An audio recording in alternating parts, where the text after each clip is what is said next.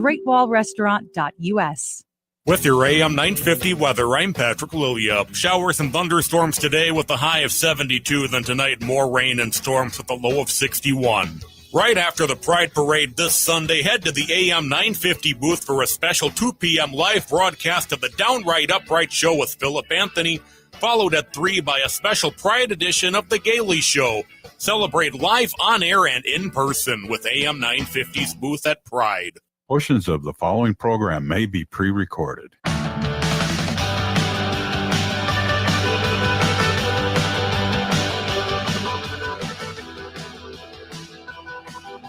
Broadcasting from the studios of AM 950 KTNF, the progressive voice of Minnesota, and airing on WCPT 820, Chicago's progressive talk where facts matter. Welcome to the Gaily Show, the only daily LGBTQ progressive news and talk show in the country. I am your host, John Parker, professionally queer since 2014. Jim Pounds in the studio with me, executive producer. Happy Pride. Happy Pride. Patrick is in the control room. Hey, Patrick, how are you today? Good afternoon. I'm glad I'm not outside right now. Yes. I've got the security monitor, and it is pouring outside. Wow.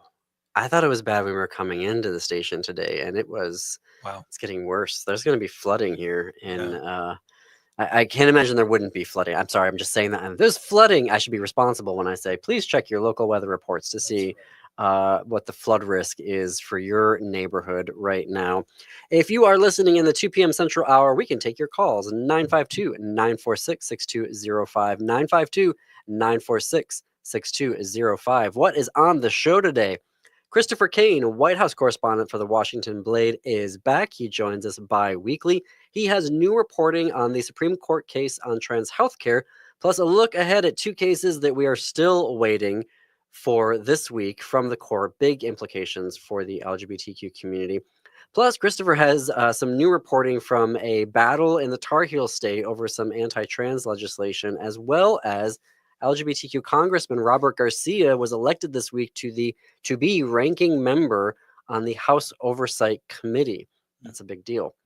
There's a showdown in Budapest. Hungary banned pride festivals, constitutionally banned them earlier this year, but legislators across Europe are flying into Budapest this weekend to join tens of thousands of Hungarians to celebrate Pride. We'll talk more about that. There's new polling on how Americans feel, quote unquote, about gay marriage. And my big question is, why are we still polling about this? It's done. It's over. Why are we still? But up first, Zoran Mamdani. Your new heartthrob. Wow. Okay, not only, yes, the gays are fawning over him for that reason on the social media, but on Tuesday night, Zoran Mamdani, amazing, absolutely amazing turnout and performance. Nobody was expecting this. I looked it up. I already asked you this, but pretend you don't know, Jim. What percent in Emerson polling from February, what percent was Mamdani polling at in February in the New York City Democratic primary for mayor? I would say low because I'd never heard of him. Right? 1%. Yeah. He was polling at 1%. Yesterday, these are, according to the AP, 93% of votes are tabulated in the first round. New York uses a ranked choice voting system. But in that first round, Mamdani got 43% of the vote. Let's round up. 44% of the vote. Andrew Cuomo, former governor of New York, got 36% of the vote. Brad Lander got 11% of the vote. This is important. It's the reason why Andrew Cuomo dropped out. After that, Adrienne Adams got 4%. Other candidates also got, lower numbers than that. Can you tell people why you're excited about this candidate? Because I think that wasn't coming across. Well, why should we care? Zoran Mamdani, Democratic Socialist, progressive. Oh, this would be this Democratic is a person Socialist. Yeah. that folks in Minneapolis listening to this station and in Chicago listening to WCPT, this is a candidate you all would be supporting if they were in your respective cities. So I want to talk about Mamdani's platform here in a second, because it is emblematic of what I feel is going to be a showdown within the Democratic Party between the progressives and the centrists, I guess you would say, or more Corporate Democrats. corporate Democrats. But I want to talk about the numbers before we get to this, because again, Mamdani went from 1% to winning on the first round 43%. Now, if you're familiar with ranked choice voting, you may be like, well, how is that even possible that he won? He didn't get over 50%, because the rules are, unless you get a majority of the votes, so over like 51%, then it goes into the ranked choice, tabulation, which means, and I love ranked choice voting. I wish everyone did ranked choice voting, because like, let's say you voted for Brad Lander as your number one, you could then say, well, Mamdani is my number two. If Lander doesn't win, then your vote then goes to Mamdani, which always means that your vote counts. If we did ranked choice voting, never, ever, ever again could we say, well, my vote doesn't count. Yes, it does, because you can vote for up to 5 candidates. Yeah. Right? You can say, this is my first choice. This is who I want to be the mayor of New York City. Well, okay, Brad didn't get enough votes, so my second choice is Zohran Mamdani. Oh, he did get enough. Well, I voted for Mamdani. You can have a stake in that, right? Yep. So Mamdani got 44%, rounding up, percent of the vote, but he and Brad Lander had cross-promoted each other. So Mamdani told his supporters, rank me first, and then rank Brad second, not Andrew Cuomo. And Brad did the same thing. He said, rank me first and Mamdani second, so that our votes will go, if either one of us don't prevail, the votes will go to the other one and keep Andrew Cuomo from winning the primary. And where is Lander politically? This is the thing. With Lander's 11% and that cross promotion, the idea is that even if Mamdani only gets a percentage of that, it would be enough to put him over 50%, But I meant, and therefore be the winner. Is Lander progressive, or is he middle of the road, or do we know his politics? Center left. Okay. Left. Okay. Yeah, I haven't gone into his full platform, but I mean, Brad Lander was in all of the headlines last week because he was the mayoral candidate who was at the immigration court and was arrested by ICE agents because he had been monitoring what was going on at the court and helping immigrants who had hearings before the court, helping them move in and out of there. And when he demanded from ICE agents to show the warrant for an individual's arrest, they weren't showing it. And so he kept getting in their faces and saying, no, I want to see the warrant. I want to see your identification. Of course, they're running around here with masks on, no ID. You have no idea if they're actually ICE or not. And he was tackled and arrested. And he's saying, where is your warrant? You can't arrest me. What are the grounds for arresting me? And they arrested him and they took him to the jail. And the governor, the New York City governor, Kathy Hochul, actually went and helped, was there with him when he got out of jail, when they were giving, their press statements. Do you think his abuse by unidentified agents from someplace had something to do with the results? I can't speak to that. I don't know. It could be. It could be his record. I mean, it could have shown that I think what particularly progressives are looking for are people who are going to fight. And so to see someone standing up to ICE and saying, no, you're not going to do this. You're going to follow due process. I think that endeared a lot of folks to Brad Lander. I think so too. It was like 103 degrees yesterday. So the Cuomo folks were trying, I think there's this, a narrative out there that, the high temperature was depressing the turnout for Andrew Cuomo, that folks who were 65 plus weren't going to, go out into the heat and vote for him. And that's why, Cuomo didn't win. Well, I want to point out something here. I went and looked up the 2021 New York City Democratic mayoral primary numbers, right? Like, what were the numbers, the raw numbers that were voting? Well, in 2021, Eric Adams won that election, and he won with 289,000 votes. Okay, 289,000. What did Zohran Mamdani get yesterday? 432,000 votes. Andrew Cuomo got 361,000 when he came in second place. In second place in 2021, Catherine Garcia only got 184,000 votes. The turnout yesterday was incredible. And that feels like a fork you to, Trump and ICE. And do you know what I'm saying? Yeah, but I mean, and they oh, I'm blanking on the number. It was they blanked. They knocked on a lot of doors. A lot of doors. There was a huge number of volunteers, and there must have been a huge early vote that was happening. Yeah. Because early voting closed on Sunday. Because I don't know, maybe they got I don't know how much of this they got on yesterday itself, but those are huge numbers. That's only 93% of the votes counted, by the way. That for Mamdani to get 432,000 votes and win, and Eric Adams got 289,000 in 2021. I mean, that is just. People are wondering why John is so enthusiastic about this. He's looking for a standard bearer, I think, of aggressive and passionate and motivated left-leaning leadership, not a go along. Yes, because this is the schism that I see emerging. I agree right now. At first, there was the what the heck is going on? Why aren't the Democrats like we were all united? We had all this fundraising, we had all this energy, and then Kamala Harris didn't prevail in November, thanks to a bunch of racists and sexists. Okay, so there's that. Then it goes into complete disarray. Like there's like no systemic, like there's no coordinated effort to respond. Anything that you see coming is from grassroots organizers and organizations that are pulling marches together and protests together, all culminating in the No Kings approach, right? You have Bernie Sanders going on his own to do with, Alexandria Ocasio-Cortez. They're going out and doing town halls. Bernie's pulling in the biggest numbers he's ever pulled in, right? So you're seeing that. Then you're also seeing the Gavin Newsoms, who are, let's not talk about trans people anymore. Let's not even pass any more legislation about that. Let's pal around with the MAGA folks.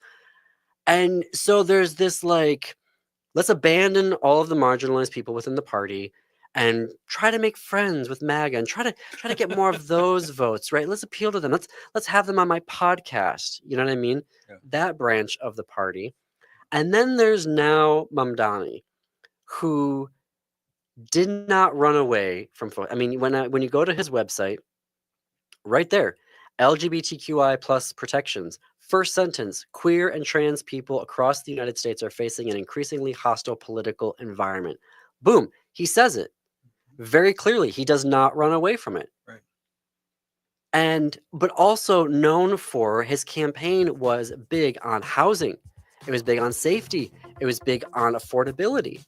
We're going to talk more about that after the break here. You're listening to The Gaily Show on AM 950 KTNF, the progressive voice of Minnesota, and WCPT 820, Chicago's progressive talk, where facts matter.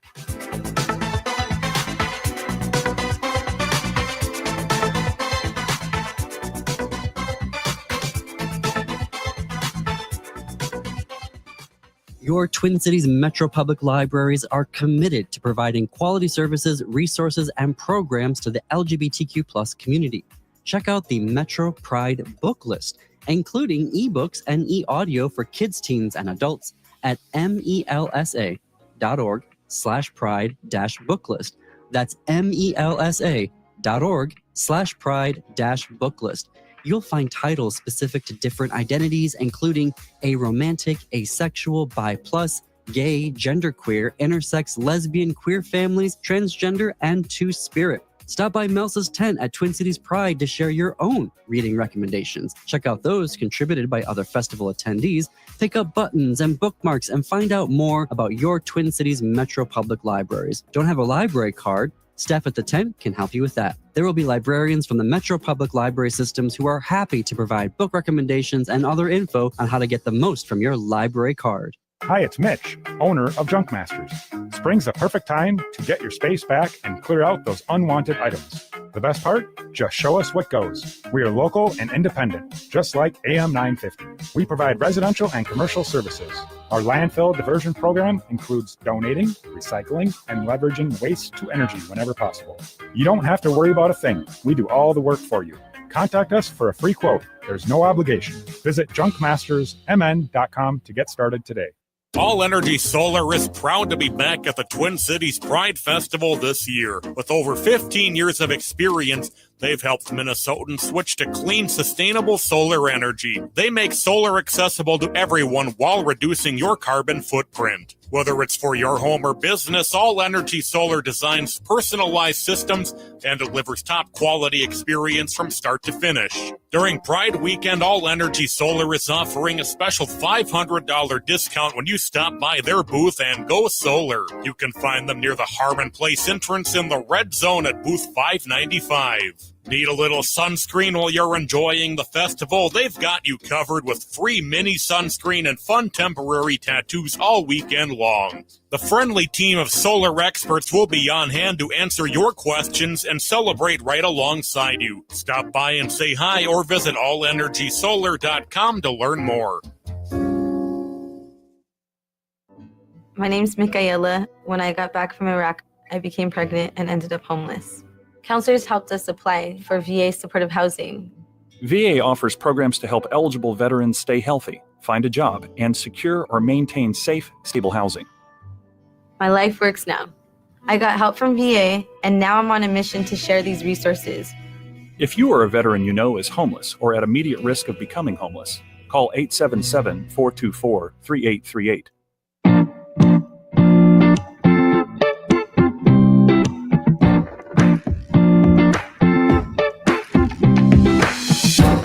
Welcome back to the Gaily Show. I'm your host, John Parker. Jim Pounds, my executive producer, in studio with me. We are coming up on the bottom of the hour, talking about Zohran Mamdani's decisive win yesterday. So decisive that Andrew Cuomo didn't even wait to see how the ranked choice balloting was going to turn out because of the cross promotion between Mamdani and Brad Lander, who came in third.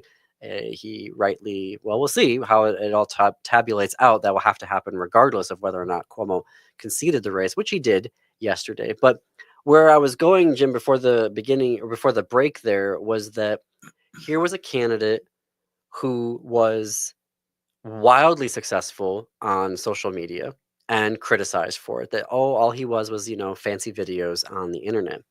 But he created a campaign that had thousands of volunteers, knocked on many doors, and also had a campaign platform that was very economic centric. Those kitchen table issues right in front. Freeze the rent.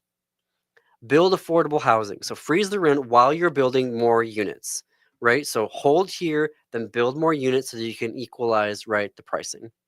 Crack down on bad landlords, right? Hey, Kushner's.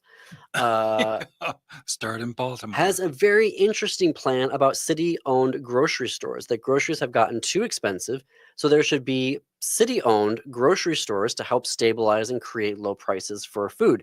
And everyone may be sitting there going, what? What about that? There is a Trump country where they have done this. Where it's a smaller city, of course, voted like 80% for Trump, but they didn't have the only grocery store was going under. So what they did is the municipality bought the grocery store and they're running it. So this isn't some like, oh my God, the lefties. We're seeing this in Trump country. He wants to do fast, fare free buses. I think, there was a trial, one bus line in each of the boroughs that went for a year to see, how did it work out, and what would making the bus line there free, what would happen. And interesting to me was the reduction in violence. There was this huge reduction in violence against bus drivers on those bus lines, those 5 bus lines that were free for that entire year. And it increased ridership by 11% of folks who normally wouldn't ride the bus to ride the bus, which wasn't as big of a number as folks were looking for here. But again, Luxembourg, Estonia, Montpellier, France, they offer all of their public transportation, not just the buses, for free, right? Boston has multiple lines that are bus lines that are free on an ongoing basis. Akron, Ohio, same thing, buses free during the week. So, people can sit there and go, oh, he wants to make all the buses free. This is absolute Marxism, socialism. No, people are doing this Well, I think and having success with this. you're right that framing it as an economic conflict between the tiny number of people that have all the wealth and the rest of us idiots is exactly the right. That's going to get a lot of MAGA. That's what they thought they were getting, was somebody that was going to be tough. They didn't know he was going to pick their pocket. They should have known, but they act like they didn't. So yes, it is an economic battle, if you will, between the 3% haves and the 97% of us that are, struggling to some degree or a lot. So that's exactly the right framing. That framing, it was Bernie Sanders' framing, and that framing will win in most competitions. I know all the people are like, oh my God, he wants to raise the minimum wage to $30. It's in New York City. The cost of living in New York City is absolutely bonkers. Well, Yeah. Like, Mm-hmm. yes, absolutely. The minimum wage should actually be commensurate rather, where we can commiserate about how it's not commensurate with the current. But, these are the big, bold ideas that we need. And when you look at the map of the folks who didn't vote for him, Mamdani, like the Cuomo got his biggest, everyone who had a penthouse view of Central Park, they all voted for Cuomo. They knew who right? side he was on. Yeah. So I just, it is Congratulations to him. it is bold. It was unapologetic.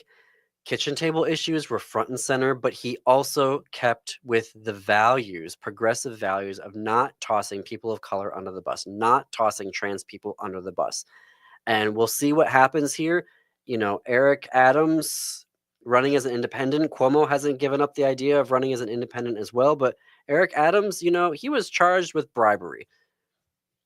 Well, he's a being bribed by a foreign entity, by a foreign government. Right. So we'll see what happens here. Democrats are very known for, tanking a progressive candidate and then going, oh, see, they didn't win. All right, we'll see. Vote blue no matter who. We'll see how far that goes. Yeah. I want to talk about Hungry Pride because it is this weekend. You're saying Hungary, not Hungary. Hungary. I'm sorry. Yes, Hungary Pride.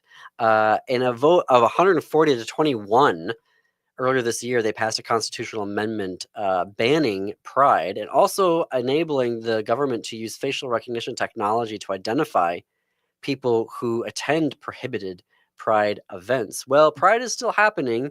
The Budapest Pride Parade is June 28th, and more than 70 members of the European Parliament are descending upon Budapest. Obviously, we don't know what the numbers of Hungarians and other international folks attending, what that will be, right, that number. But we also see that over 30 foreign ministries, there it is right there, over 30 foreign embassies, including Britain, France, and Germany, released a statement of support for Budapest Pride Parade this Saturday. They released that statement on Monday. Of course, the United States was not a signatory to this. Of course. There we go. Yeah. But that is a showdown that, we're going to be at Twin Cities Pride, but I'm going to be watching because obviously Hungary is a few hours, 8 or 9 hours ahead of us. I'm going to be watching to see what happens there. And even though we'll be at Twin Cities Pride, I'm going to mention that because that fight, MAGA loves Hungary and they want to do what Hungary is doing over here. And we can't let them. Nope. We cannot let them. Very briefly, because I only want to talk briefly about this because I don't understand why we poll about this, but there is new polling about where do people feel about same-sex marriage, gay marriage. It's been 10 years since the Supreme Court case this week legalized gay marriage. And so looking at 2015, in 2015, Democrats supported gay marriage at 74% of them supported it. Today, 88%. In 2015, 60% of independents supported gay marriage, and today it is 68%. In 2015, 37% of Republicans supported gay marriage. Today it's 41%, which is actually down from a high in 2021 of 55%.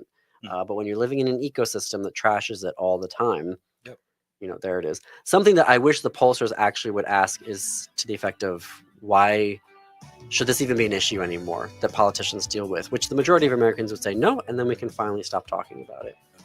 Anyhow, when we come back, we're going to be talking to Christopher Kane, White House correspondent for the Washington Blade. Stay tuned. You're listening to The Gaily Show.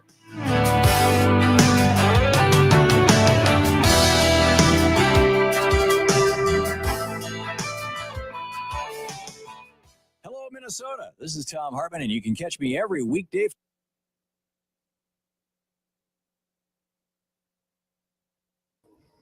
Hey, Christopher.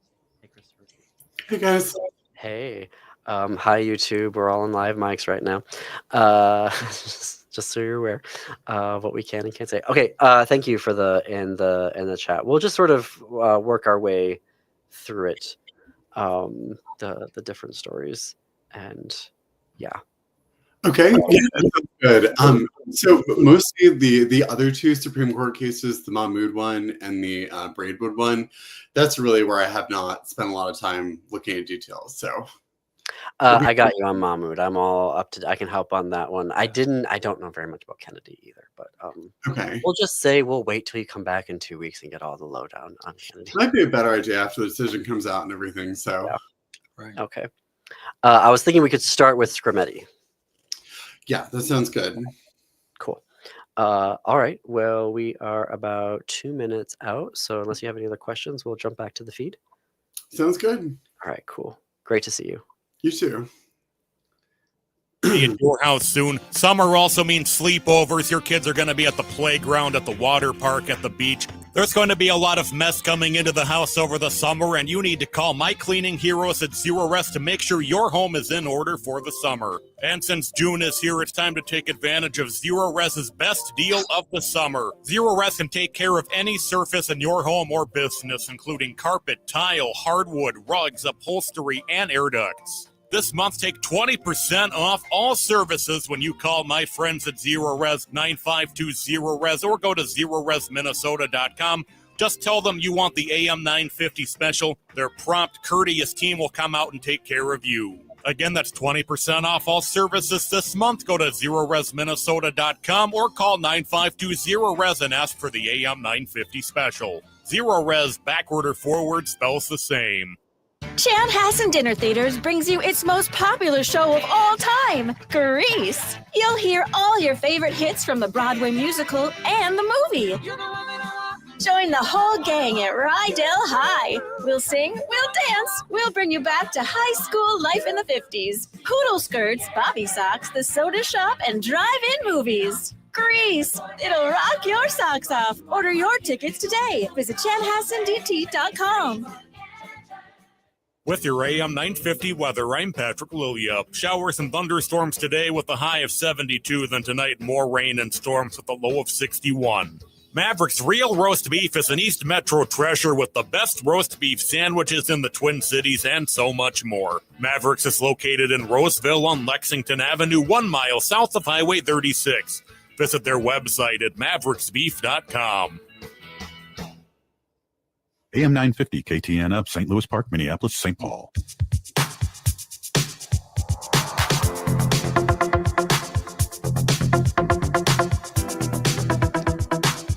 Coming to you from the studios of AM 950 KTNF, the progressive voice of Minnesota, and airing on WCPT 820 Chicago's Progressive Talk on your morning drive. Welcome back to the Gaily Show, the only daily LGBTQ progressive news and talk show in the country.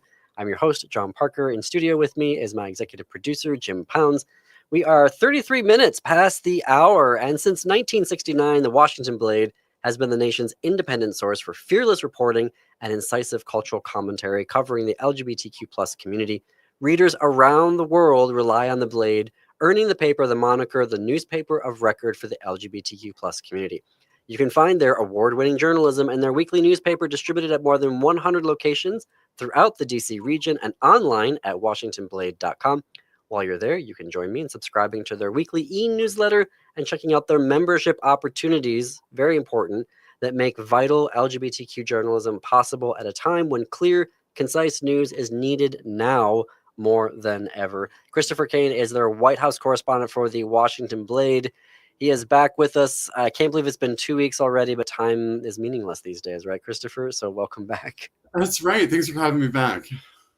All right. Well, let's start with the United States versus Scrimetti case that the Supreme Court decided. I'm going to put decided in quotation marks there, upholding the healthcare ban for trans youth in Tennessee. And the reason why I'm being snarky about that is even reading folks like yourself and others trying to make sense of the decision, it's so convoluted in its pretzel logic that maybe you can help us understand, because part of their ruling was that this wasn't even about trans people at all. Well, that's right. So, it's really interesting. I interviewed a law professor about this yesterday and published a story today. And he was making the point that the majority, in their opinion, relied on this case from the 1970s. It set a precedent where it was a pregnancy discrimination case, and the court in that case ruled that pregnancy discrimination does not constitute sex-based discrimination because not all women are pregnant. And if you were excluded from the disability benefits of this policy because you were pregnant, then you can also qualify on other grounds. So it was really like splitting hairs. And that same kind of logic applied here to say that discrimination on the basis of gender identity does not constitute sex-based discrimination. So, but didn't they say just that a few years ago in Bostwick? A case versus where they were like, actually, yes, LGBTQ folks, discrimination against them is a form of sex-based discrimination and therefore protected under Title VII.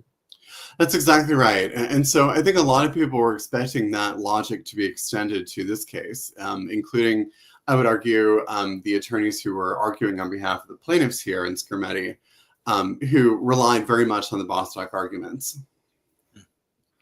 Something that was coming up that I found very disturbing as well was the New York Times, because they were like cited, and part of the opinions, their quote unquote reporting, where they spend a lot of time citing junk science and anti-trans politicians and medical professionals, deep quotes there. And like hundreds of their staff members have written letters and said, stop it. And, organizations that, actually do real science and medicine have told the Times to stop it. And yet they've persisted in fomenting this idea that this healthcare is dangerous for kids when doctors across the country are like, what are you talking about? That's not true. Can you talk? I mean, I don't know if that came up in your reporting at all about the media's role that's now being reflected in what the Supreme Court justices are relying on to make these decisions that aren't really based in reality. I'm glad you brought that up, because I actually did not notice that when I was looking through the opinion, but it's very interesting, and it reminds me of the fact that Justice Barrett, in her concurring opinion, essentially wrote that the restriction in the first place is not an example of animus toward transgender people, because there is disagreement within the scientific and medical community about the safety and efficacy of certain of these treatments, right? So kind of like playing along with that. Another thing that I'll add, and I would have to look and see what the context looks like for these New York Times references, but often when justices are writing in the majority opinion, they will often like to cite sources or even other justices that are often on the other end of the ideological spectrum to kind of strengthen their arguments. So I imagine that they probably put those New York Times footnotes in and thought, hey, this is respectable. People on the other side are going to understand where we're coming from. So not to get in their head too much, but. Well, yeah. So the case allows for states, throws it back to the states and allows them to uphold, that states can create these bans on healthcare for trans youth, but allows other states like Minnesota and Illinois to continue to have healthcare for trans youth. Did this case slam the door on any potential legal challenges to these bans in the future? Do we know that? So yes and no. So on the one hand, broadly, when and I'm sure you've seen this in the reaction to the decision, but it really was a blow to transgender rights, to LGBTQ rights more broadly. It was a devastating loss. However, it was not written so broadly that it would preclude other types of challenges of gender affirming care bans. So there are a few different avenues that this can take, and we can get into it if you want to, but kind of broadly at a high level, you can still bring state constitutional claims. So claims that these laws violate the state constitution. That's very context specific on what exactly the language is in those documents versus the federal constitution. You can also bring claims based on animus. So again, this idea that a law is unconstitutional if it can be shown to be motivated primarily by animus toward a particular group.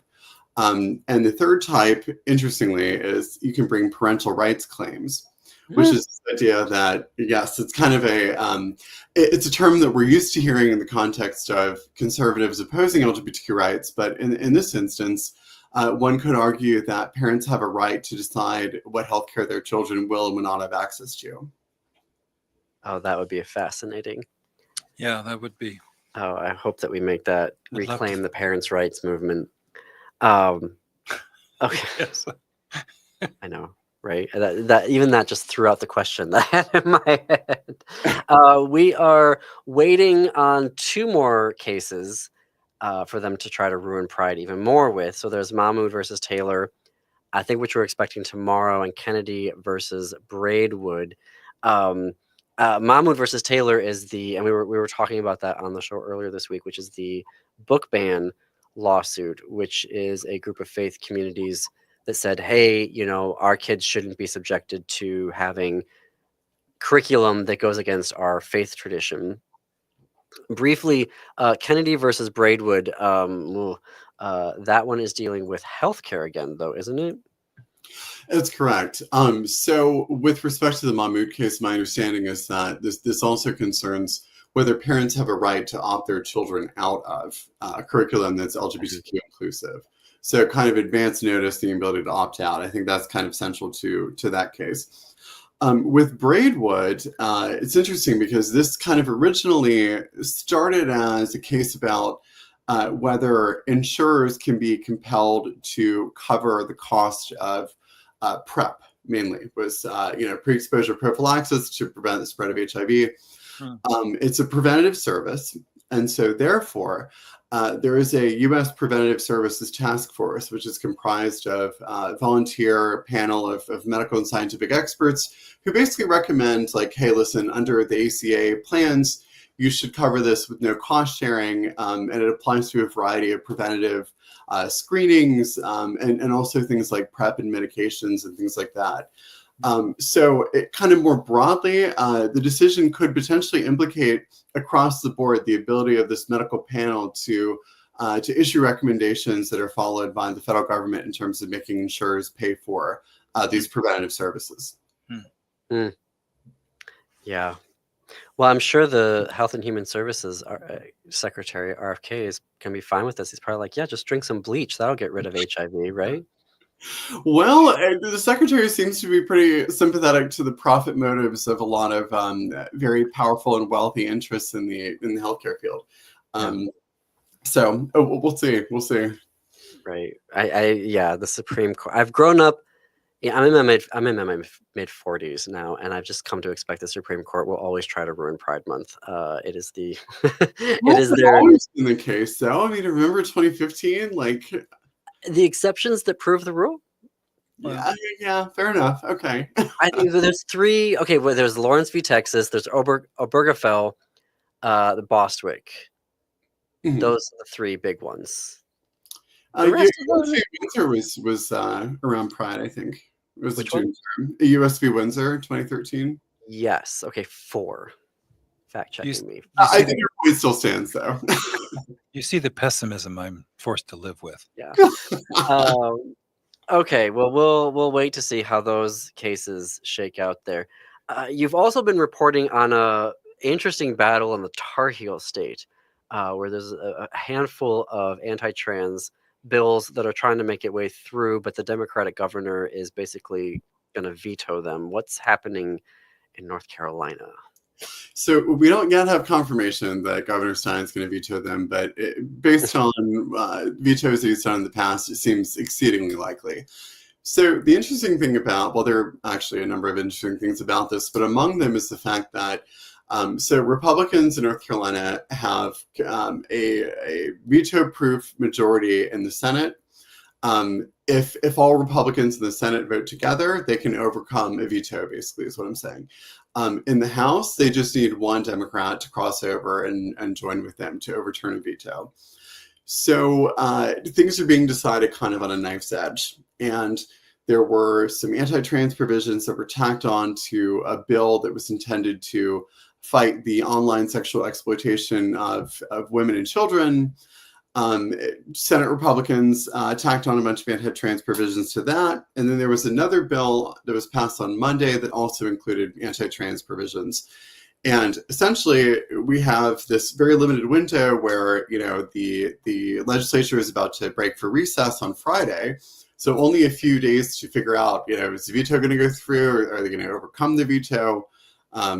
So the pressure is on, and I think a lot of people are watching this to see, because North Carolina is such a evenly divided purple state that I think it's going to be potentially a bellwether for what happens elsewhere.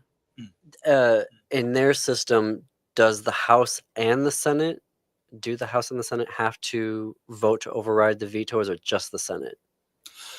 I believe so. I believe so.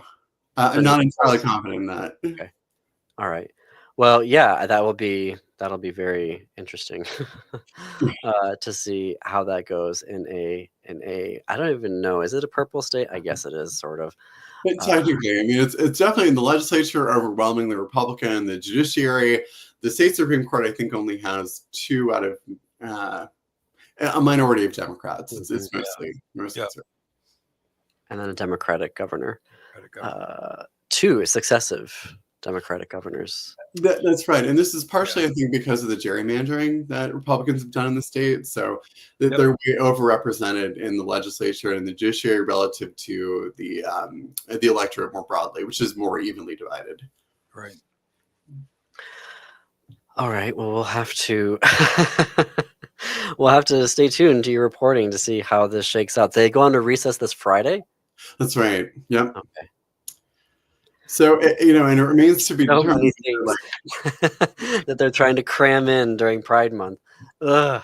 Yeah, exactly. It's interesting. I spoke with a state lawmaker in North Carolina who told me that when they were debating a book ban bill earlier this year, that she was reassured by her colleagues on the other side that basically this was going to be, at least for a while, kind of the end of the culture wars. And then all of a sudden, this child exploitation bill gets laden down with these anti-trans riders. It's like,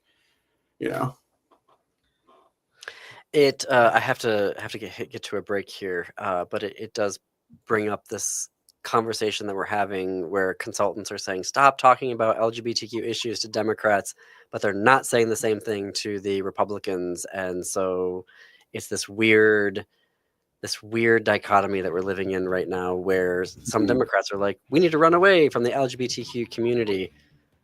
Yeah, absolutely. I will have to fit in this break here. We're going to talk about Robert Garcia when we come back. Big election has a new role in Congress. You are listening to The Gaily Show on AM 950, KTNF, and WCPT 820.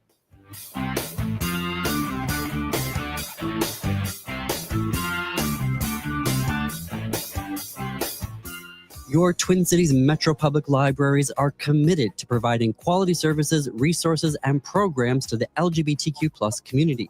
Check out the Metro Pride book list, including ebooks and e-audio for kids, teens, and adults at melsa.org/pride-booklist.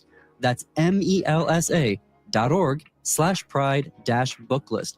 You'll find titles specific to different identities, including aromantic, asexual, bi+, gay, genderqueer, intersex, lesbian, queer families, transgender, and two-spirit. Stop by Melsa's tent at Twin Cities Pride to share your own reading recommendations. Check out those contributed by other festival attendees. Pick up buttons and bookmarks and find out more about your Twin Cities Metro Public Libraries. Don't have a library card? Staff at the tent can help you with that. There will be librarians from the Metro Public Library systems who are happy to provide book recommendations and other info on how to get the most from your library card. There's no place like Minnesota during Pride Month, and there's no team like ours at No Place Like Home with RE/MAX Results. I'm Amy Ruzick, team lead, and we are proud to sponsor AM 950's booth and live broadcast at this year's Twin Cities Pride Festival. We're more than real estate agents. We educate, advocate, and give back. Whether you're buying your first home, selling your current one, or relocating to Minnesota for a fresh start, we offer guidance that fits your life, not just the market. With LGBTQ plus rights under attack in so many places, Minnesota stands as a beacon, and we're proud to help both new arrivals and lifelong locals find where they truly belong. Experience the difference in working with a team that's deeply rooted in community. Learn more at noplacelikeHome.info. At No Place Like Home, we work hard for our clients while serving the community we love.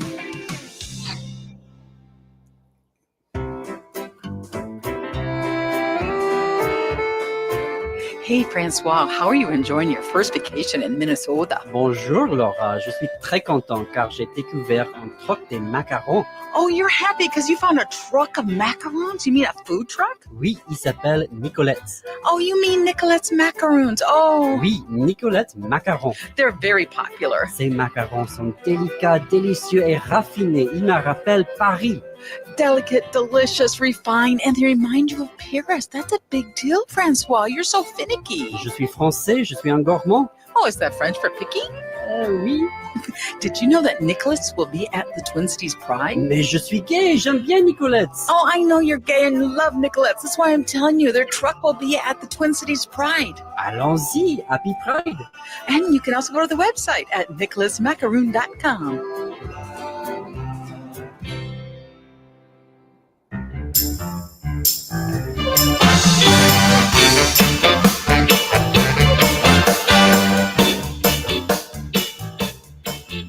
Welcome back to the Gaily Show. We're coming up on the top of the hour. We're talking with Christopher Kane, White House correspondent for the Washington Blade. Out LGBTQ Congressman Robert Garcia just got a new position in Congress this week. Christopher, what can you tell us about that? That's right. So Robert Garcia was elected ranking member, which is the top Democratic position of the House Oversight Committee, which is a very prestigious committee. Probably, I would argue, perhaps the flashiest or the showiest. The Oversight Committee are the ones that do all of these really kind of blockbuster hearings. And they're most responsible among the congressional committees of holding the administration to account. So they have, when they're in the majority, they have subpoena power and they can compel testimony, which means that if Democrats can recapture control of the House, this is going to be a really, really powerful position. Is this unusual? He hasn't been in Congress for 40 years, unlike all of these other folks. So is this unusual that he got this seat? Highly unusual. In fact, he is only, I saw today, the second term congressman in 100 years to be appointed to this role. And he replaces Jerry Connolly, who sadly died this spring of cancer. And his election really signals a seismic shift in the way the Democratic Party is awarding these top positions, which historically have been based on seniority. And it seems that Democrats believe, first of all, that he's an excellent communicator, but also I think that he can perhaps bridge the old generation and the new generation of leadership. He has been having a lot of viral moments, if I may be stereotypical or use that cliche language rather. And one of the more effective communicators, or demonstrating himself to be one of the more effective communicators. He also went down to El Salvador to check on the status of Andre Hernandez Romero, which we don't have much information about his case, even though he's the plaintiff of a ACLU lawsuit. Has Robert, I actually have a question about that, but before we leave Congressman Garcia's, has he indicated any priorities that he would like to do or have as the ranking member on the committee? I don't know the discussions have gone that far yet. So not that I've seen at least, but I was reporting this as soon as it had happened. So The reason why I asked that is oversight the ones that will be in charge of impeachment. So you know what? I'm sorry, I actually don't know exactly how impeachment's coordinated. I would imagine that oversight would be involved to some extent. If there was a committee that was leading the effort, I would imagine it would be oversight. Okay, because I know that AOC and Rep. Green's Congresswoman Ocasio-Cortez and Congressman Green's resolution is not going to go anywhere. But I imagine regarding the War Powers Act that Trump has allegedly violated over the past weekend with his bombings in Iran. But I imagine if the Democrats are successful in 2026, will there be another election for who is the ranking member? And if they prevail, the chairman, or is this sort of locked in for a number of years now? Well, I'm not exactly sure because this election was triggered by Jerry Connolly stepping off the committee before he passed. So not kind of a normal cycle. So he will just have the role pending his reelection. Pardon? He will just have the role pending his reelection in 2026. I would expect so. Yes, I would expect so. And speaking actually of Congresswoman Ocasio-Cortez, I wanted to also mention that she is among the most probably well-known of the House Democrats, if not the most well-known House Democrat. And she challenged Jerry Connolly previously in the previous Congress for that role of ranking member of oversight, and lost. So it's really, I think, just highlighting again the importance of this moment and of Garcia's election. Well, and that race, I mean, you're talking about a generational divide, and I will count myself. I will show my bias here that there's some folks that need to retire. And don't look at me when you say that. I'm not. You're just no. There's people. Senator Feinstein should not be dying at her desk. Chuck Grassley is 99 years old. He should not be in the Senate. And so in that particular race, when we're saying, and then he wins, he prevails, and then unfortunately, I'm not happy about this, but unfortunately, he, it's just, yeah. So, I'm with you. I'm almost like of two minds because I also value and understand what experience and relationships and the know-how that you get by being on the Hill for so long can really help you be more effective. So, but double-edged sword. I mean, I think it's kind of case by case, right? It feels to me like the Republicans are emphasizing youth and no experience whatsoever, and the Democrats have been, like you said, but on sometimes the other side. Does it give the illusion that they know what they're doing? I feel like I don't think I feel like Nancy Pelosi has demonstrated time and time again that she knew what she was doing. Yes. And she made stuff happen right down to the end, last year with President Biden. Right. Chuck Schumer, I think he thinks he's great. Is he actually, though?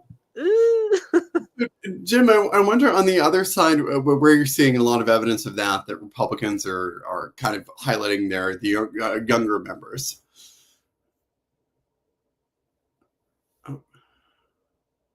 It's like Kavanaugh is one name that that comes to mind, which Supreme Court used to be elderly or old folks that had been through the mill a million times. And now I feel like the Republicans are nominating much younger people for the Supreme Court. Would you agree with that? Mm-hmm.